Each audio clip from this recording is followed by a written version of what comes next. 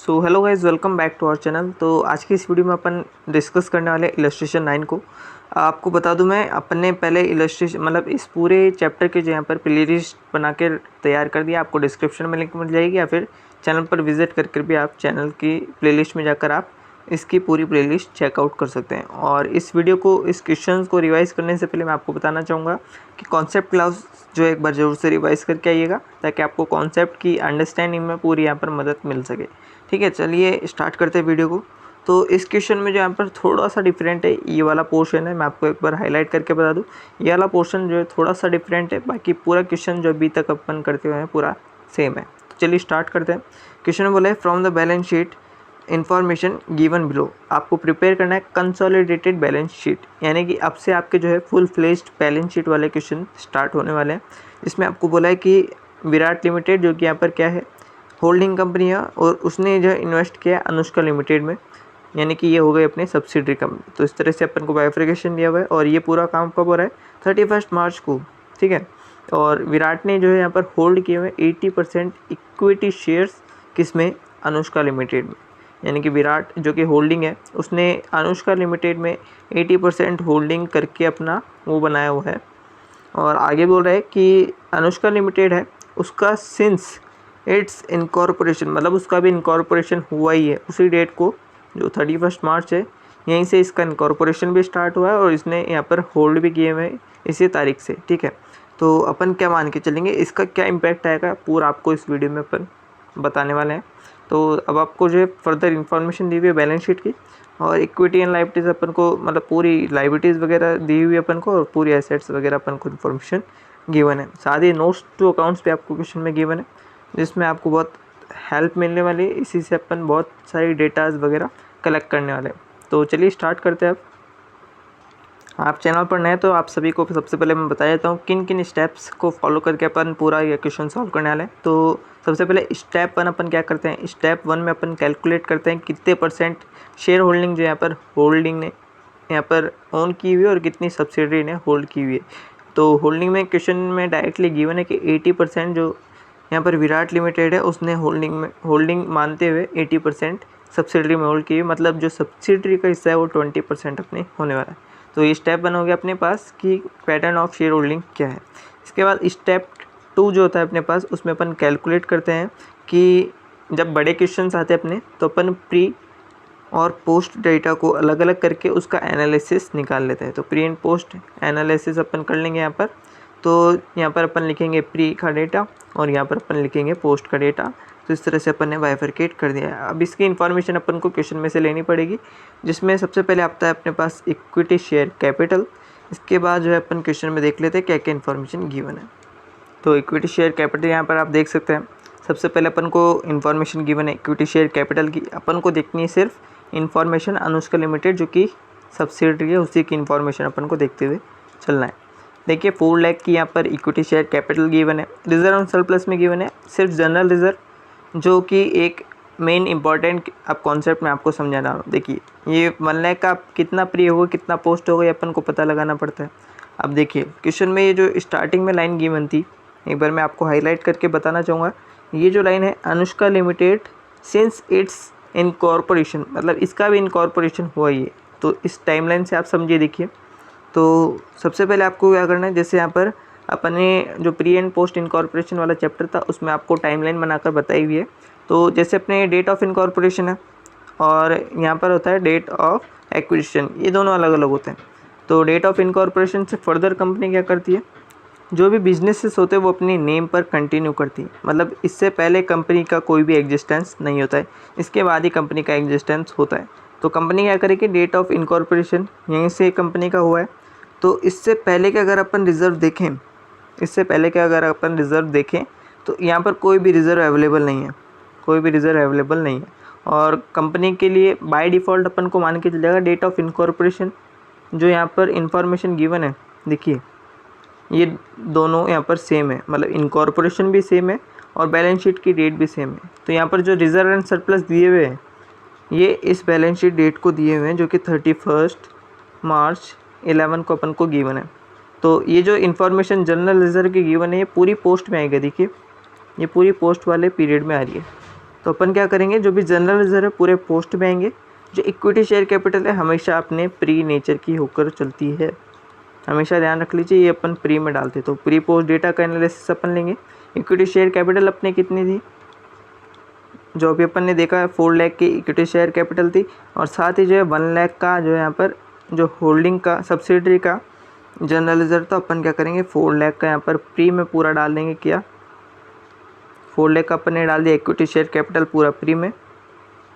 इसके बाद जो है जनरल रिजर्व का भी एनालिसिस करेंगे, जिसमें पूरा ये किस में जाएगा, अपने फुली पोस्ट में जाने वाला है। तो यहाँ पर डैश करके फुली पोस्ट में अपन लिख देंगे 1 लाख, सॉरी यहाँ पर अपन लिख देंगे पूरा 1 लाख का अमाउंट। तो 1 लाख अपन ने यहाँ पर लिख दिया है, यहाँ पर डैश कर देंगे। अब अपन को पूरा एनालिसिस पता चल चुका है, यानी कि 4 लाख का ये हो गया अपने पास, और ये हो गया पूरा 1 लाख का। थर्ड स्टेप में अपन क्या करते हैं, थर्ड स्टेप पे अपन जो है पर कैलकुलेशन करते हैं किसकी, नेट वर्थ की, जिसको अपन बोल सकते हैं नेट एसेट ऑन DOA। तो स्टेप 3 अपने होती है, step 3 calculation of net asset on DOA। ठीक है, तो अब अपन क्या करते हैं इसमें, तो सबसे पहले अपन लेते हैं इक्विटी शेयर कैपिटल। तो इक्विटी शेयर कैपिटल लेते हैं अपन, पूरी 4 लाख की अपन को गिवन है, 4 लाख की अपन ने ले ली। पूरा प्री वाला डेटा लेना अपन को ही ध्यान रखना है, क्योंकि नेट एसेट ऑन DOA अपन पता कर रहे हैं। तो इक्विटी शेयर कैपिटल लेने के बाद जनरल रिजर्व अपने पास नील है, तो अपनी जो है नेट वर्थ, ये कि नेट एसेट आप बोल सकते हो, तो ये पूरी अपनी 4 लाख की हो जाती है। अब इसमें से अपन अलग अलग बाइफरकेट करते हैं, एक तो होल्डिंग का अलग करते हैं और एक सब्सिडरी का अलग करते हैं। होल्डिंग के से अपन क्या कैलकुलेट करते हैं, इससे अपन जो है गुडविल या कैपिटल रिजर्व जो भी आता है उसकी कैलकुलेशन करते हैं, और सब्सिडरी से माइनॉरिटी इंटरेस्ट अपन कैलकुलेट करते हैं ऑन DOA और एट द एंड वाला। तो स्टेप 4 अपने क्या आती है, इसी से स्टेप 4 अपने बनती है कैलकुलेशन ऑफ गुडविल या फिर कैपिटल रिजर्व। गुडविल या फिर कैपिटल रिजर्व के अपन कैलकुलेशन देखेंगे।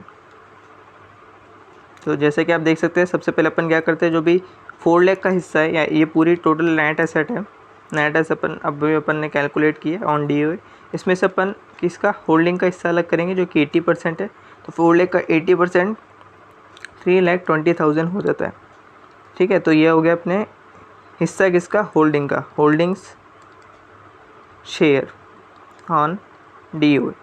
इसको अपन कंपेयर करते हैं किससे, जो भी कॉस्ट ऑफ इन्वेस्टमेंट होती है, कॉस्ट ऑफ इन्वेस्टमेंट। अब ये अपन कहाँ से पता करेंगे, ये क्वेश्चन में डायरेक्टली अपन को गिवन होती है, वही अपन अब देखने वाला है। देखिए नेट एसेट जो कि विराट ने यहाँ पर इन्वेस्ट कर रखा है किसमें, अनुष्का लिमिटेड में। तो यहाँ पर आप नॉन करेंट इन्वेस्टमेंट में जाइए, यहाँ पर आप देख सकते हैं जो शेयर्स इन अनुष्का लिमिटेड है, मतलब जो इन्वेस्टमेंट कर रखा है अनुष्का लिमिटेड में, वो 3,20,000 का है। तो आप देखेंगे यहाँ पर 3,20,000, जस्ट अ मिनट, तो 3,20,000 आप यहाँ पर देखेंगे, तो ये दोनों बराबर है, यानी कि कोई भी अब यहाँ पर कैपिटल रिजर्व या गुडविल का कॉन्सेप्ट नहीं आ रहा है, ये अपने नील कैलकुलेट हो जाएगा। तो ये अब जो हो चुका है अपने स्टेप 4। इसके बाद स्टेप 5 पे आते हैं अपन, calculation of minority interest at the end. Minority interest अपन कैलकुलेट करेंगे एट द एंड। तो अपन को क्या चाहिए, सबसे पहले minority interest on date of acquisition को, जो कि अपन कैसे कैलकुलेट करेंगे, जो भी 4 लाख अपन ने कैलकुलेट किया है, इसका 20% जो कि किसका हिस्सा है, माइनॉरिटी का, तो ये कितना है 80,000। इसके बाद इसमें ऐड करेंगे जो भी पोस्ट रिजर्व एंड सरप्लस है, उसमें से माइनॉरिटी का हिस्सा कितना है। तो पोस्ट रिजर्व एंड सरप्लस कितने आए थे, अभी अपने 1 लाख के जनरल रिजर्व थे। अभी इसमें से क्यों देख रहे हैं अपन, इसमें से देखेंगे जो भी अपन ने प्री पोस्ट डेटा एनालिसिस किया है, 1 लाख के जनरल रिजर्व थे, इसमें से 20% अपन देखें माइनॉरिटी का, तो ये 20,000 हो जाता है। तो 20,000 अपन इसमें ऐड कर देंगे, तो टोटल कितना निकला 1 लाख का। तो ये निकल गया अपने पास minority interest on end of financial year, at the end, है ना। तो ये अपन ने 1 लाख का यहाँ पर आप दिखा देंगे 20%। तो इस तरह से अपन को कैलकुलेट कर लेना है 5 स्टेप्स। तो ये अपन ने बता दिए स्टेप वाइज आपको।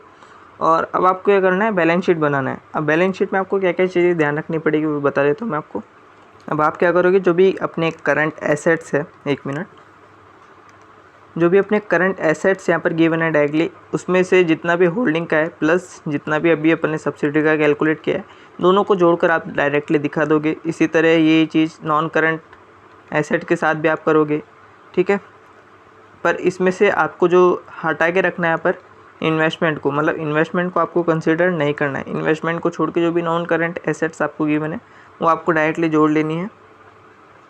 इस पर अपन एक डेडिकेटेड वीडियो भी बना रखी है, आप जाकर जो है उसको भी देख सकते हो, रेफ़र कर सकते हो, ताकि आप बैलेंस शीट भी अच्छे से समझ सको या फिर बना सको, ठीक है। तो अपन क्या करेंगे, जो भी करंट एसेट्स है और नॉन करंट एसेट्स यहाँ पर इसको जो यहाँ पर फर्दर बाइफरकेट कर दे, तो अपन इसको नाम देंगे ओके। तो इसको फर्दर बाइफरकेट करें, जैसे कि अपने फिक्स एसेट होती है, तो फिक्स एसेट को आप ऐसे कैसे जोड़कर दिखा दीजिए, किसका, होल्डिंग का एंड सब्सिडरी का। और जो भी यहाँ पर इन्वेस्टमेंट है उसको आप इग्नोर कर दीजिए, ठीक है। तो अपन क्या करेंगे, सबसे पहले ये हो गया अपने पास एसेट वाली साइड का। अब अपन लायबिलिटीज़ वाली साइड में देख लेते हैं।